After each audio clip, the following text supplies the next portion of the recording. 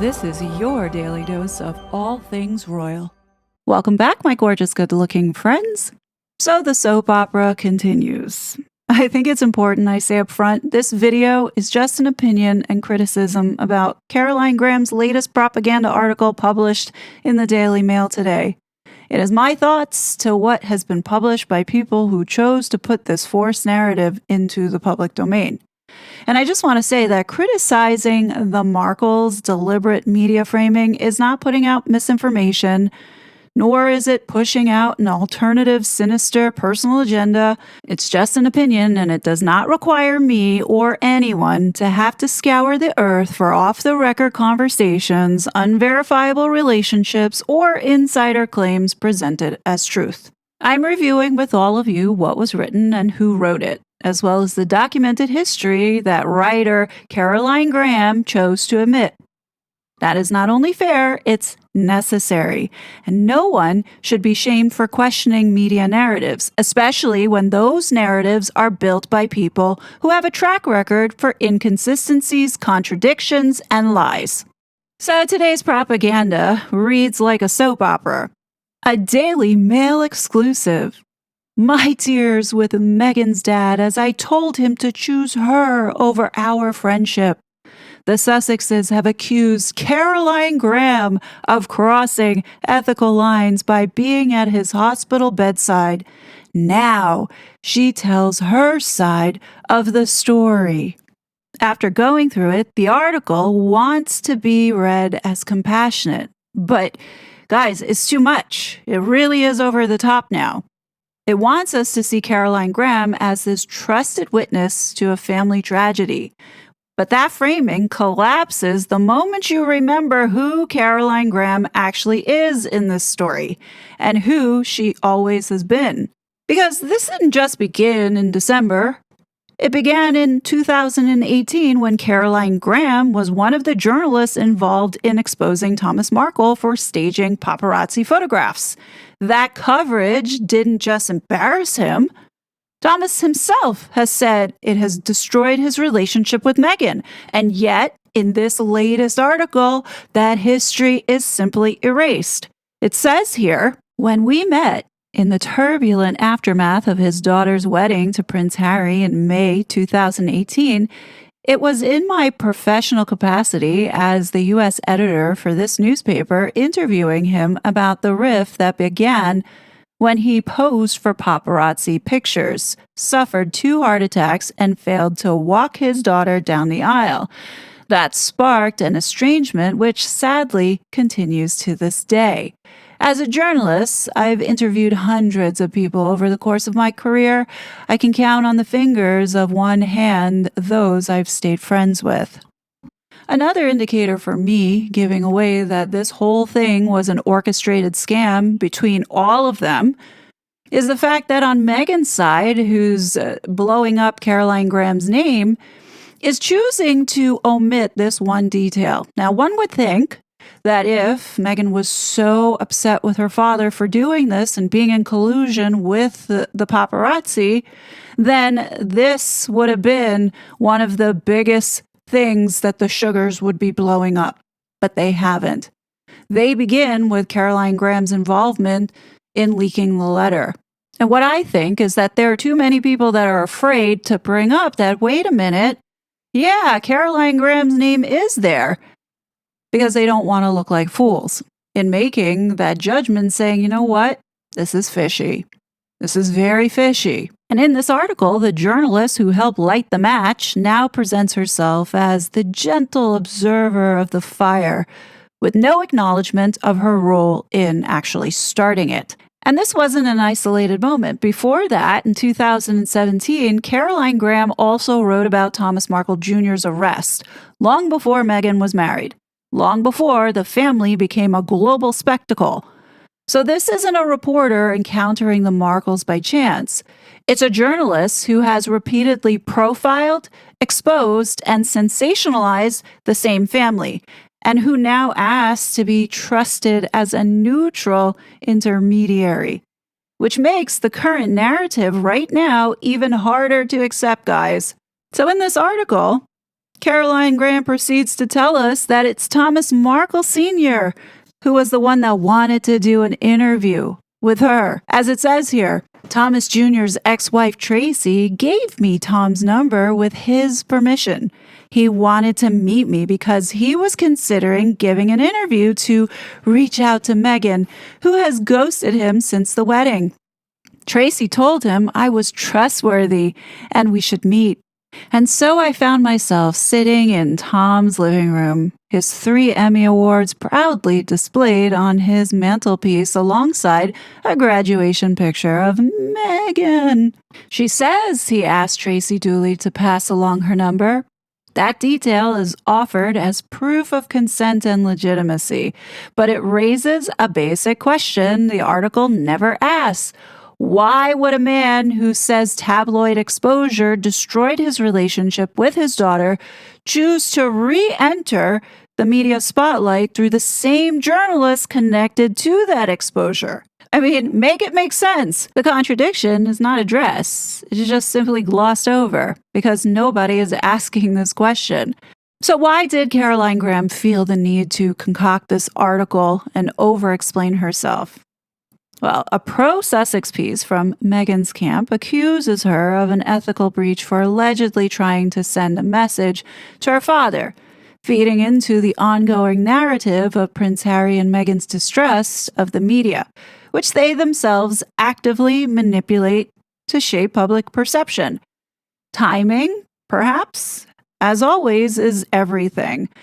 Harry is set to face his lawsuit next year, and Caroline's involvement is starting to attract attention, particularly given her connection to Detective Dan Hanks, who is right now assisting Harry. What's really interesting here now with this article is the revision of history of events and what happened to Thomas Markle and how he became ill. Remember, on December 3rd, the article said that he fell gravely ill, but now it's being said here by Caroline Graham. She writes, when he sent me a text on Wednesday, December 3rd, telling me he was about to have his leg amputated after being hospitalized following a fall the previous day. So now it's a fall. Forget about what Thomas Jr. had said about the foot turning blue and black. Now it's a fall. If you don't know what I'm talking about, go back to my video 5 days ago where I go through each article for you to see exactly what was said, so you can make your own decision and mind up on this situation. The article continues, I immediately called his son Thomas Jr., who lives with him in the Philippines, where they had moved to at the start of this year. I was shocked to find that Tom had texted me the news from his hospital bed before telling his son. Thomas Jr. called his dad and immediately rang me back. He really wants you to come. This is bad. Can you come? So now you notice how Samantha Markle now has been written out of this story, where, remember, on December 6th, Caroline Graham had written that right after she received this text, she then called Junior and Samantha to tell them about their dad getting their leg amputated. But in the December 6th article, Caroline doesn't say that it was Thomas Jr. who called her to tell her that Thomas Sr. is asking for her to go. Caroline made it sound like she just dropped everything and hopped on the first flight out over to the Philippines. The article continues and says, there was no doubt in my mind that I had to go. Thomas Jr. called me back to say he'd spoken to the surgeon who said there was a massive blood clot in his father's thigh and it was life or death. But wait a minute, on December 3rd, when Caroline broke the news, reporting from the Philippines that Thomas Markle Sr. fell gravely ill and that it was Thomas Jr. who took him to a local doctor, to where the local doctor did some scans and said, oh no, we need to get you to the bigger hospital right away because you need surgery. So remember, they put them in the ambulance and to the bigger hospital because he had to have emergency surgery that didn't occur until Wednesday. So at what point did Thomas Markle's foot begin to turn blue and black? Or did we forget to include that detail in this latest revision of history? So naturally, Caroline plays the victim by saying my decision to rush to the Philippines would backfire on me spectacularly last week when the full wrath of the Sussex's powerful PR team was aimed at me. But more on that later. And the irritating thing is this ongoing narrative of why Thomas Markle Sr. needs to use the media so he can tell his story fairly. How many times do we have to hear about his story? It's 7 years now. I think we all know the story. Or maybe we don't know the story. In fact, I'm pretty convinced now that no, none of this is the story. Another contradiction in this article lies in the tension between claims of privacy and the reality of orchestrated publicity. That's what we're seeing play out. Early articles stress that Thomas is poorly, he's fragile, very private, fearful, and deeply hurt by the past. I mean, the entire Markle family continues to keep rehashing the past. Why do you think that is? These people constantly moan about the media. So it's reasonable to question why someone who supposedly values privacy would contact the Daily Mail first, and why the entire situation appeared managed rather than, really actually happening. Look, I'm not doubting whoever this man is had some type of health emergency and had to go in for a procedure. What I'm doubting is the story that we're being fed about what really happened to Thomas Markle Sr. What's really nauseating about this article, all throughout, it's being framed as Caroline being the compassionate one who's not being selfish here in this situation because she really hopes that her dear friend Thomas gets to reconcile with his daughter, even if it means that she has to sacrifice her friendship with him. Like, I was looking through the comments, and many people think that this is humiliating Meghan. I don't feel that way because I'm of the belief that the PR teams have been working together to facilitate these dramas, and they've been doing it from the very beginning. At this moment, I see many people looking at this the same way that I do. And it is actually comforting that people are coming around and saying, you know what? My instinct tells me that no, something's not right here. And it's like too much. Again, people are picking up on the fact that they've seen this movie before. Right? It's the same rinse and repeat from the last 7 years of the exact media dynamics that caused the rupture in the first place. I'm of the belief that Thomas Markle Sr. and the other alleged family members, including Meghan, know the media game they're playing purposely to divide and cause discourse online just for engagement. Like, they really are taking the public for fools. I'm not a fool, and I will not be pressured to change my opinion on this. Again, I'd like to remind everybody that these articles that are being put out into the media are approved by the Markles. So for anybody that comes down my street to say, oh, you don't know the truth, you need to do X, Y, and Z. No, I don't. If you have an issue with what's being said, then take that up with the Markles and Caroline Graham, because they're the ones that are putting this shit out into the public to confuse all of us.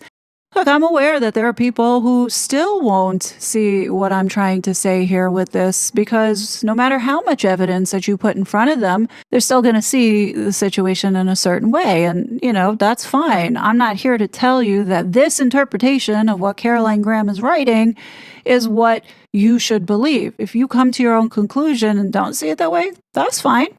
What I find really encouraging is that there are more of you now who are starting to see what I've been talking about the last 2 years and coming to the same conclusions that I have started to come to in what has been going on these past 7 years. So getting back to this article, Caroline Graham then goes into talking about her arrangement with Thomas Markle Sr. She writes, from the start, we had an agreement. Everything we discussed was off the record unless he specifically said otherwise. Last week, Meghan's PR machine accused me of breaching ethical boundaries by being by his bedside and reporting on him having his left leg amputated below the knee. I feel it's important to set the record straight. I've only ever written stories with Tom's express permission, and he told me he wanted to give an interview to the Mail on Sunday as he sought control of the narrative around his amputation. He's been burned a lot by people on the internet making up stories. He also wanted to reach out one last time to Meghan. He is making good progress, but is far from being out of the woods. He said, "I don't know if she realizes how sick I am and that I might die. I want to do a story because I'm sure there is all sorts of made up shite on the internet." After last Sunday's story came out, I received a flurry of messages from one of her PR team. I found the tone unnecessarily aggressive and was so concerned, I told him I would prefer that he dealt with my editor and the paper's legal team. I had other things to worry about, like looking after Tom, whose life was hanging in the balance. After publication of our interview, in which Tom said he wanted to see his daughter one last time before he died, Meghan's spokesman issued a statement saying she had, in fact, already emailed him. Okay, pause. I feel like Thomas Markle has used that line before of wanting to see his daughter one last time before he died. I mean, it feels like every drama he's been saying this.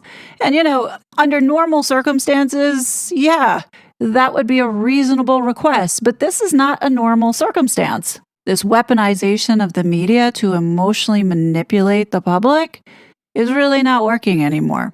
The problem is the Duchess sent it to an email address he hasn't used in years.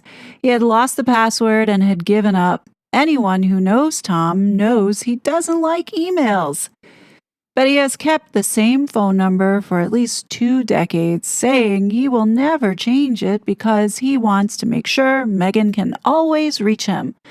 Tom was baffled. How can Meg say she doesn't have my number? It's the same one I've had for 20 years. She and Doria called it all the time. The Sussex's spokesman also claimed Meghan's team had been calling around hospitals in the town of Cebu, where we were based, trying to find him. Her father and I have discussed many times what would happen if she did reach out to him. Yeah, I'm pretty sure that conversation included capturing it on camera and figuring out who they would plan to sell it to. Caroline continues on to say, but the following day, Monday of last week, I arrived at the hospital to find Tom had been moved into a regular ward. I texted Thomas Jr., who said, "Should I bring Dad's phone?" To which I immediately replied, "Yes." Tom arrived with it, and the first thing I did was to send a WhatsApp message to Meghan's spokesman, after first checking with Tom that this was okay. I gave Tom's phone number, the hospital name, and even his room number, but no one called, and at the time of publication, still hasn't. The hospital has a blanket security ban in place to stop any paparazzi infiltrating his room. When Tom had a massive stroke in 2022, I was in his hospital room when a neighbor called to say a paparazzi was trying to enter his Mexican home. Tom had collapsed there, and the man wanted to photograph scattered items on the floor and his half-eaten sandwich on the table. Oh, you mean Carl Larson? That when my father went off to the hospital when he had his stroke, Carl tried to get into his house, probably to rummage around through his things. Now, what kind of friend does something like that when someone's having a stroke? Like, this is just really creepy. So Caroline Graham literally is acting as the gatekeeper. It's like there is these concerns of Meghan's alleged absence versus Caroline Graham's role as this barrier. Across Graham's articles, you see this pervasive. Meghan is framed as distant, silent, and absent. Yet Graham also admits in her own words that she is the point of contact, that she was receiving messages, and that she was involved in communications. I mean, the Sugars and people with common sense are asking how Meghan was supposed to get through if Caroline Graham is positioned right as the primary intermediary. Now, all of a sudden, we've removed Samantha completely out of the picture. I mean, throughout this journey and all these crises, Caroline Graham never came up, not once, in saying that she was there by her best friend, Thomas. Only when it was time to start a crisis, she was there front and center to sensationalize it all. All right, let me hurry up and wrap up this slop that we've been fed. Caroline then writes, then things got stranger. On Monday afternoon, the assistant to the president of the hospital came into this room brandishing a one-page legal document headed Consent and Waiver for U.S. Embassy Representative Visit. The document said that Tom hereby requests and allow a duly authorized representative of the U.S. Embassy to visit me in my hospital room for consular assistance. It went on to waive his legal rights to privacy. Under Philippine laws, hospitals cannot disclose the name of a patient to anyone, and added the visit is at the request of the U.S. Embassy. After he signed and the assistant left, he said, "What do you think that was about?" Who would get the U.S. Embassy involved? Do you think it's Meghan and Harry? No, I doubt it's Meghan and Harry, but another agency. If that even happened at all. Moments later, a consular official entered the room. When Tom asked who had called the embassy, he said, "I'm sorry, sir, I don't know." He thrust another piece of paper in front of Tom, headed with a U.S. crest, and the words written, "Consent to release of personal information under the Privacy Act." The official explained, if somebody calls the embassy and asks about you, you can give the specific names of people the embassy is authorized to give details to. Tom gave 4 names, Prince Harry and Meghan, Thomas Jr., and me. Either this journalist is really stupid or she thinks the public is stupid, because who in their right mind, if they're so worried about privacy from the paparazzi, you're going to give away who is authorized on that list to receive information? Like, I could call tomorrow and say, "Hey, I'm Caroline Graham. What's going on with Thomas Markle? Did you go see him?" This in itself is a breach in privacy if this really happened, which I doubt it happened because I don't think she would be that stupid. Yeah, the absence of Samantha Markle's name is not accidental. They completely wrote her out of this storyline for now. But I think that brings us to this question. Why would Thomas Markle confide first in a reporter who has profited from exposing staged photos, publicizing arrests, and chronicling family breakdowns? And who now presents herself as both messenger and moral authority? It just doesn't make any kind of sense. Why is her access treated as proof of trust rather than evidence of a long-standing, imbalanced relationship? And what's really comical is this paragraph here. I covered his amputated leg with a sheet to preserve his dignity. Oh, really? When you took this photo of Thomas Markle looking like a hot mess, you didn't think about preserving his dignity then? Why now? And the story gets even more ridiculous, where Caroline Graham reveals he was asked to sign yet another legal document to confirm that he was about to receive a letter from his daughter and that the letter was sealed and personally handed to him.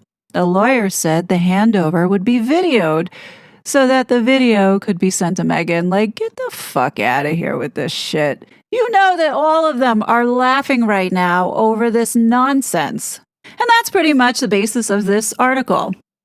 My personal opinion is I don't trust Caroline Graham, nor do I trust the Markles for working with Caroline Graham. I think it's perfectly fine and reasonable to be asking these questions, especially when information is being put out into the public domain for public consumption and it's inconsistent and contradicts from one day to another. Meanwhile, you see the media cycle like this filling up with pure garbage, when there's really serious things that are currently happening right now in the world that we should be paying attention to. And that's why it's important to call this shit out, because it's pollution. It's not important. And it is a waste of time with going along with these stupid narratives, especially when you have these glaring contradictions as well as evidence showing otherwise. And the bottom line is I present this to you and I'm showing you this is why I think this way. If you don't agree, then fine. Tell me why you don't agree with the facts, not based off of someone's opinion or what you heard. Give me the factual evidence to refute What is being printed here? Anyhow, there are a lot more important things that we should be focused on rather than this superficial shit. I don't think it's a coincidence that all of a sudden the Sugars now are bringing up Caroline Graham and putting her at the center of this whole drama. Again, I'm going to reiterate what I said earlier on in this video. I find it very interesting that the one important detail here of Caroline Graham being a part of the original article that allegedly ruined Thomas Markle's relationship with Meghan has not been called out by either side. One would think, yeah, from the Sugars' perspective, yeah, we should be talking about this because you see, that whole thing was a setup and that just makes Meghan's case look stronger. But they don't. Why? I think we know why. Because if indeed all of this has been a scam, which I believe it is, then the whole story collapses. The last 7 years collapse. I mean, look at what's happening next year. It's Harry's court case with A&L against the Daily Mail. And Caroline Graham's name is mentioned in there alongside her working with the Detective Dano, that is now working with Harry. So, of course, we've got Caroline Graham now front and center, and Meghan Markle and all her PR are regurgitating how unethical it has been. So do I think that this is going to be brought up within this court case? Yeah, I believe it will. I believe this all has been strategically calculated and everybody is playing their role. Anyway, those are just my thoughts, but what do you guys think? Definitely leave your thoughts below. As always, I will be back with more content, but until then, please be safe and I'll talk to you later. Bye. Such a fraud.